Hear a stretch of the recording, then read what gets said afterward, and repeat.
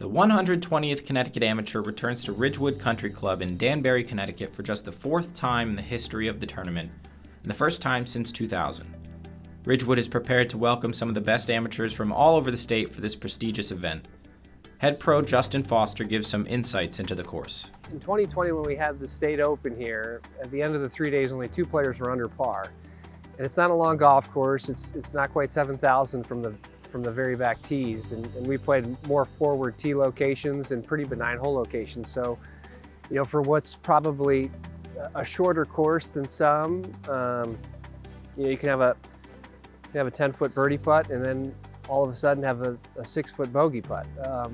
It's kind of that sort of golf course. So, a lot of the holes are going to give you a wedge into the green, but again, you can kind of walk off that green with a 5 and kind of shaking your head and thinking what went wrong. So I think having a birdie putt or a par putt or even a bogey putt, never really ensures you for a win or a loss on most of the holes.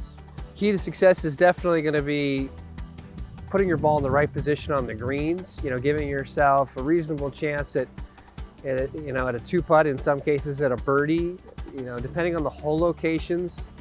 You can have such a small quadrant of the green that you have to hit it into. And I'm talking, smaller than the size of a parking space to not only have a chance of making a birdie putt, but really at a comfortable 2-putt. And the greens are tiny and surrounded by trouble. So just managing your shot into those greens, and then of course putting well. But to me, the putting will in large part be a function of, where you're leaving yourself when it comes to those shots into the green.